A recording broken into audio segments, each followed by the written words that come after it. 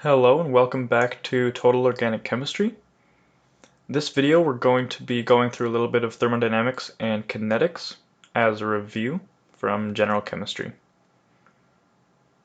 So let's just start out with some definitions. Thermodynamics and kinetics are both very important concepts in organic chemistry, and they both tell us a little bit, they're very connected. They tell us slightly different things about all of the reactions and systems that we'll be looking at. So thermodynamics, I like to think of as the energy change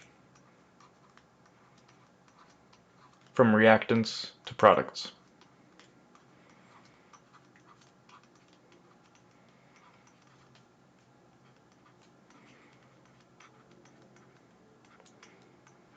So how stable are the reactants, how stable are the products, and how does that change throughout the reaction? Thermodynamics tells us the extent to which a reaction goes to completion.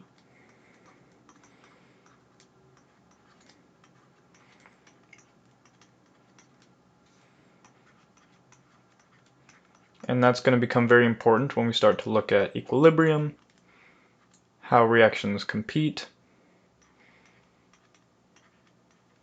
and why they do that. Kinetics is similar, but different. Kinetics tells us the rates at which the reaction or certain reactions go from reactants to products.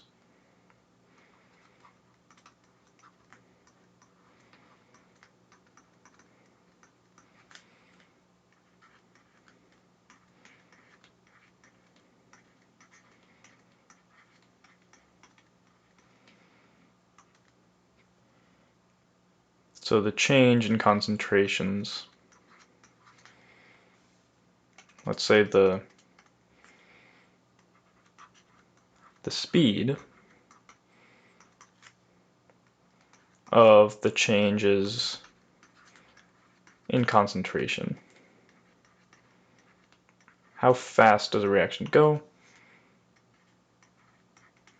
How fast does a reaction go from reactants to products? That's going to be something that's answered by kinetics. Another very important concept to keep in mind is chemical equilibrium, or equilibria. And remember that equilibrium means that two reactions are sort of opposites and happening at the same time.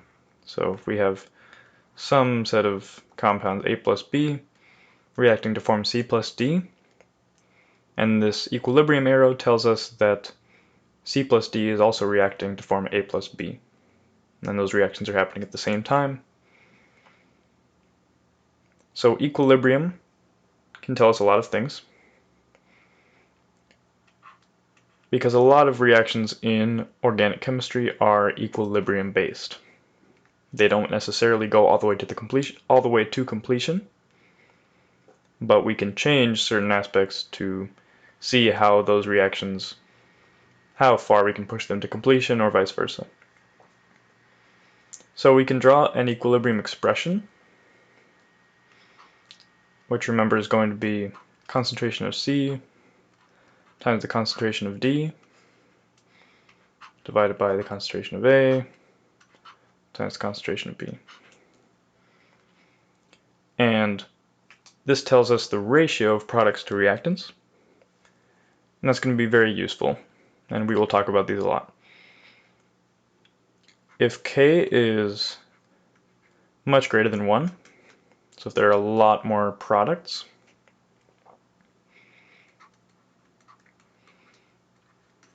that tells us our reaction has gone basically to completion.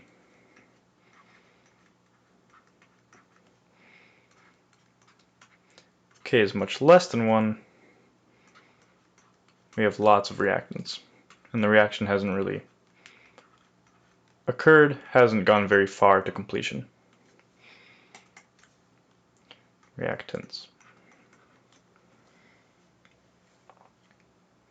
Related to equilibrium and related to our equilibrium constant K, we have something called Gibbs free energy. And if any of these terms are extremely confusing, or if you haven't really heard of these before, if it's your first time looking at a lot of thermodynamics or kinetics, it might be a good idea to take a look at some other resources online, or books, things like that, because, again, for this channel I'm assuming a basic knowledge of general chemistry, and that's going to help a lot in progressing and going towards learning organic chemistry. So Gibbs free energy, we have an equation here that tells us that the change in G, Gibbs free energy, is related to our equilibrium constant.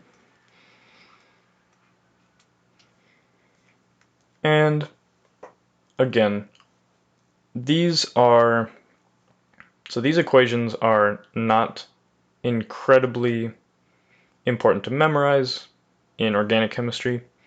We will not be really doing a lot of quantitative calculations. It'll be a lot more conceptual and understanding the qualitative changes in equilibrium or energy that occur during a reaction in organic chemistry. I'm not going to ask you to solve these equations or give you a whole bunch of numbers to plug in, but it's still useful to understand how these equations work.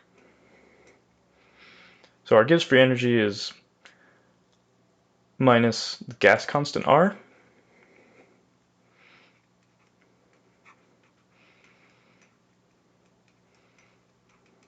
times the temperature times the log of the equilibrium constant K. And this is at room temperature. This is about minus 1.36 log base 10 of K. And this is in kilocalories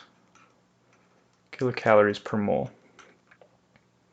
And this is a good number. 1.36 is a useful number to remember, or to keep in mind as sort of a rule of thumb, because this tells us that for every 1.36 kilocalories per mole, translates, because it's the log base 10 of K, translates to a tenfold change in K. So I'll be referencing that throughout the course at certain points to emphasize that, remember, if we have a change of 1.36 kcals per mole, or about 1.4, 1.5 kcals per mole as a rough estimate, that corresponds to a tenfold change in K. So a factor of 10 increase in our equilibrium expression. Start a new page here. A couple more definitions. This video is going to be a lot of definitions.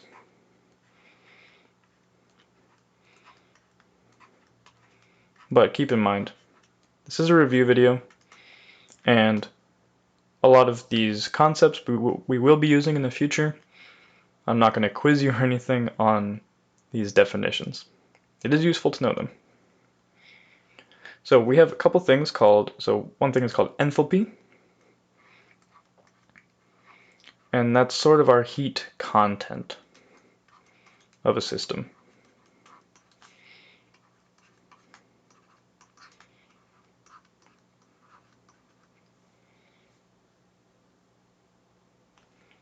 And for our terms in organic chemistry, we can think of delta H, so the change in enthalpy, is equal to the bond energy held in all the bonds of the products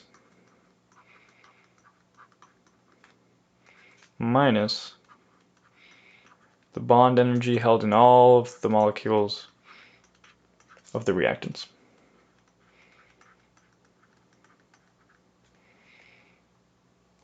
because remember that the heat content or the internal energy content of a system is going to be held in those chemical bonds.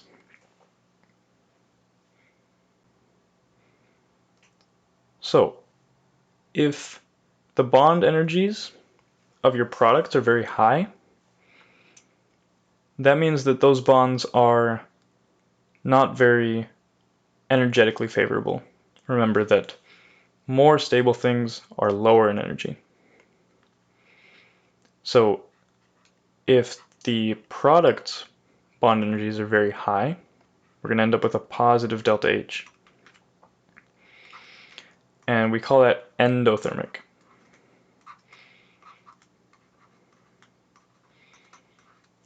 Endothermic reactions are going to form very energetically unfavorable products. So unstable products compared to the reactants.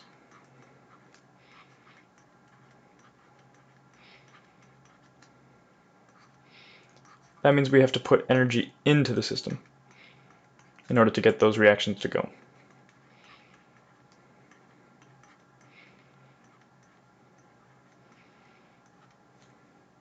So reactions where you're forming very unstable products, you usually have to heat them up or supply some other sort of energy in order to get that reaction to happen, because it really doesn't want to form those unstable products. It would rather just stay as stable reactant molecules.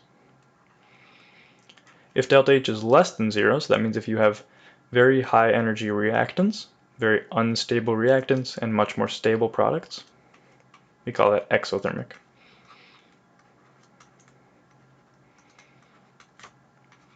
So again, stable products, very low energy products.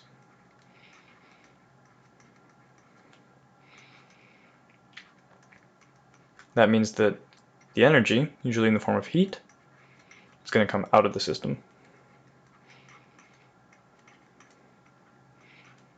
So things like combustion, which we're all familiar with, burning paper, burning wood, burning anything.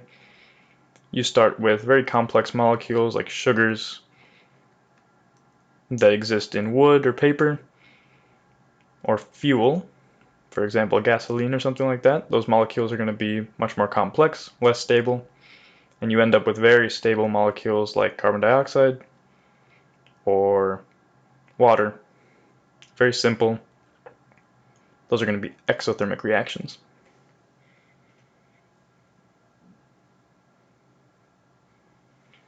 Another thing related to entropy and related to our concept of thermodynamics is entropy, which has a very complex definition. We're going to go with a slightly more simple definition for this course. It's not incredibly important to understand where entropy comes from until sort of a physical chemistry course.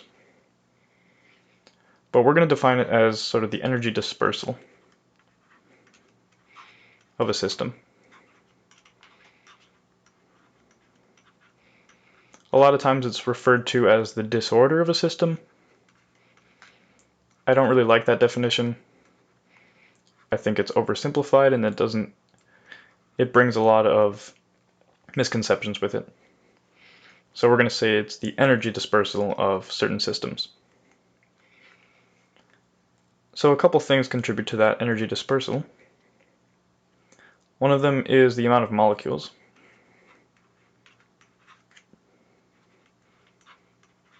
So more molecules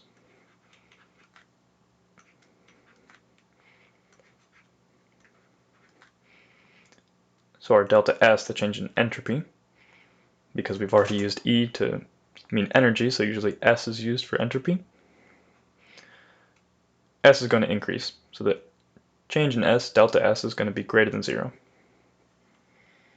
So if you have some reaction where you are starting with a single molecule, and that molecule somehow decomposes into 2 molecules, entropy is going to increase, because now that energy is dispersed over 2 molecules instead of just 1. So more energy dispersal.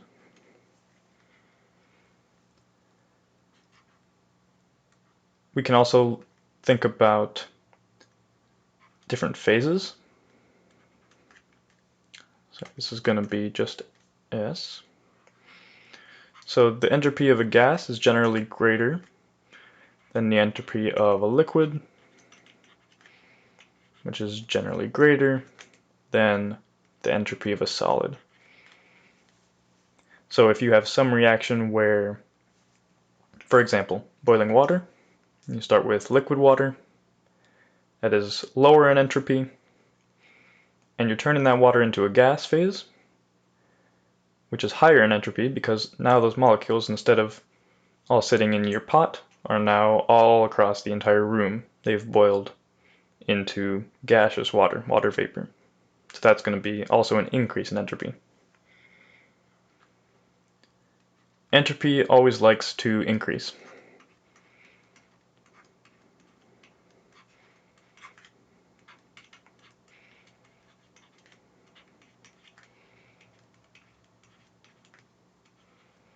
So any reactions that have delta S greater than 0 are going to be more favorable than those with a change in entropy less than 0, a decrease in entropy.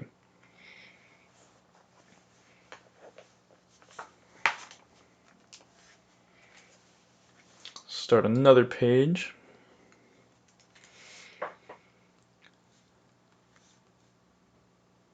Another thing I'm going to talk about is activation energy.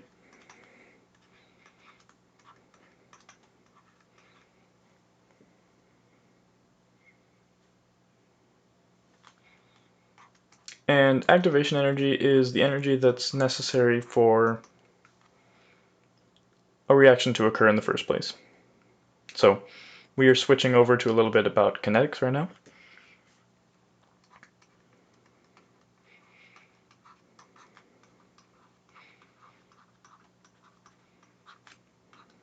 So I will show you what I mean. Start reaction. So we can draw, a lot of times it's easy to explain this in terms of a diagram.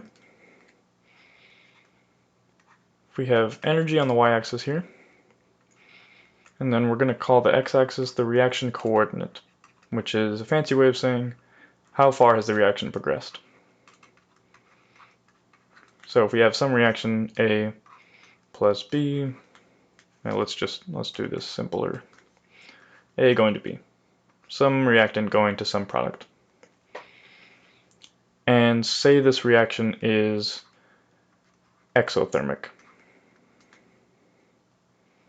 So that means the delta H, remember, is going to be less than 0.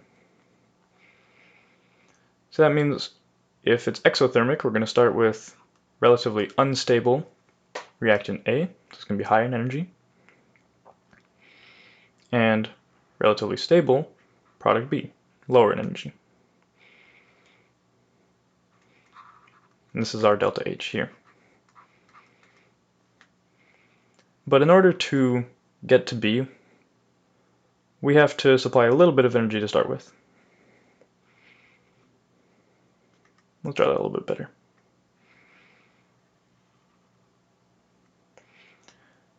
So A is not going to spontaneously decompose to B, or change to B.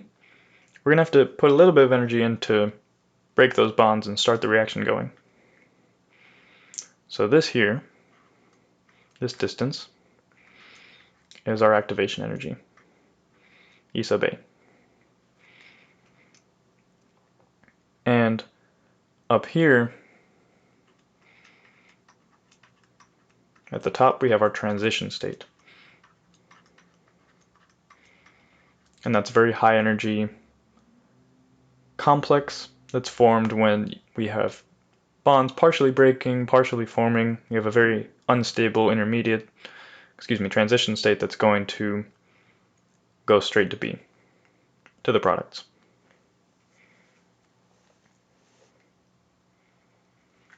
And if you have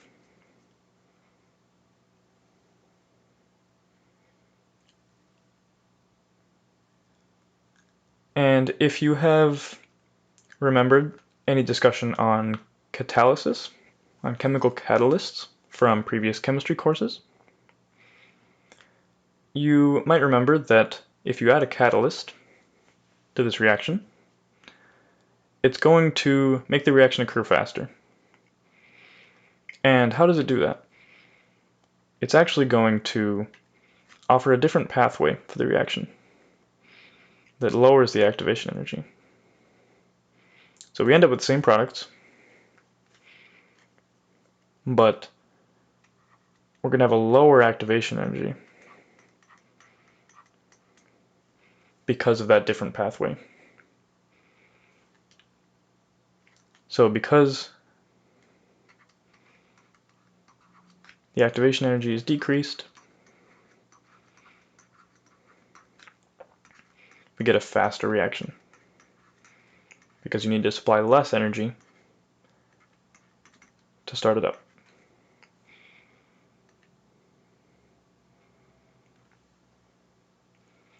So if we take a look at another graph here, we can see, so we know how a catalyst affects the activation energy and the speed of a reaction, the rate. We can draw another diagram to show us how something else affects the rate of a reaction, temperature. So if we have on the x-axis here kinetic energy, because remember that molecules possess kinetic energy when they're moving around. And then up here, number of molecules. This is going to be called a Boltzmann distribution.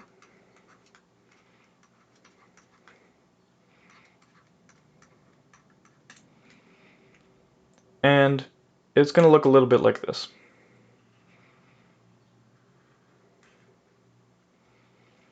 Let's draw that a little bit better.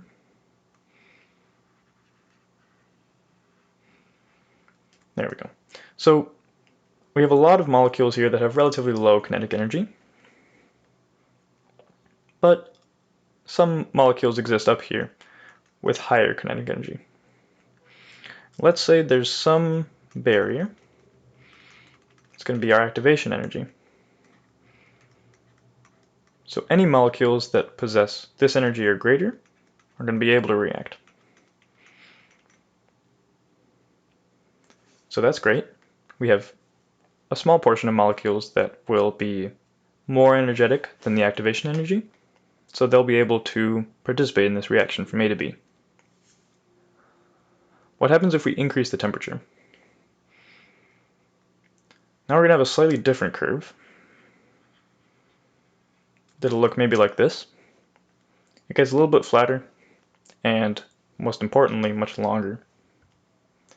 So now you can see that we have many more molecules that possess greater energy than the activation energy. So many more molecules will be able to react. This red curve is going to be high temperature. This black might be a lower temperature. So let's write this in red again. High temperature, faster reaction. So most reactions you can easily get to speed up or even occur in the first place if you just heat them up.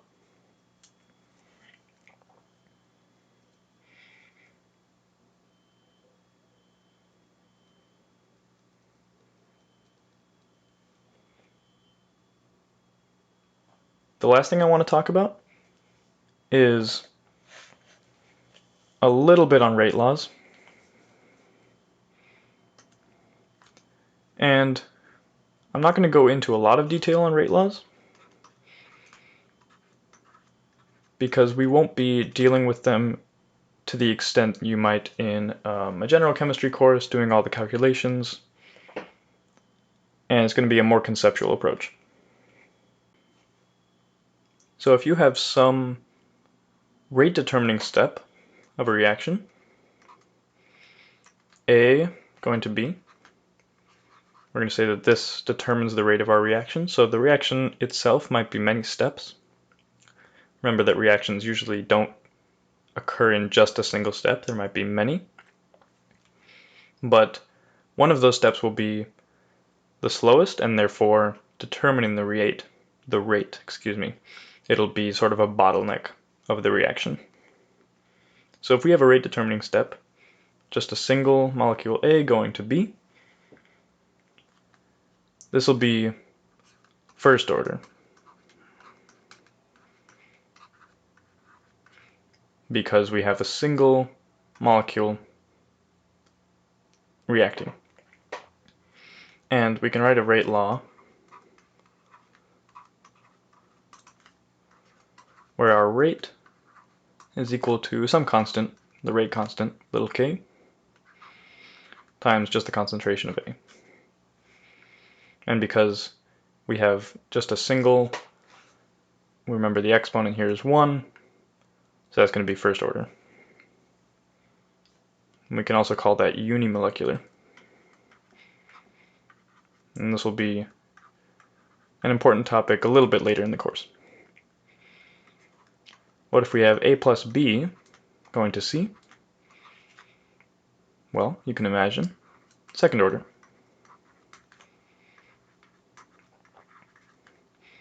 And this time our rate law will be rate constant K times A times concentration of B. And now we have, remember, 1 and 1 as the exponents here, so we add them together, that's our second order. And we also can call this bimolecular, because there are two molecules participating in that rate determining step. Remember that these are rate determining. If it's not the rate determining step, then you can't theoretically determine the rate law. You have to look at only the rate determining step, or you can determine the rate law empirically using data. And that might be something that you would calculate or determine in a general chemistry course. We're going to be more interested in the conceptual part of it here, and the ideas of unimolecular versus bimolecular reactions. So if our rate is equal to some constant times the concentration of our reactants, that implies that the concentrations affect the rate.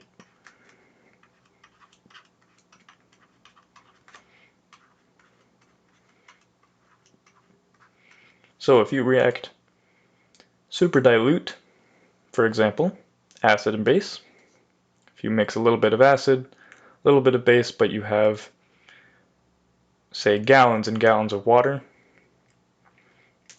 along with it, they won't react very quickly, because those molecules have to travel a long ways to find each other, if you want to think about it like that. But if you react a super concentrated solution of base with a very concentrated solution of acid, you're going to get a very, very energetic and very fast reaction that might in fact be dangerous. So it's important to recognize that the concentrations affect rate as well. How they affect the rate is dependent on the kinetics, so whether it's unimolecular or bimolecular. And again, exactly how these affect the rates we will discuss a little bit later in the course. But it's always important to note these and to have a good grasp of how these rate laws are determined and how they work. And again, if any of this is incredibly foreign to you, I would encourage you to look for additional resources online and to get a little bit more comfortable with thermodynamics and kinetics before really jumping into this course.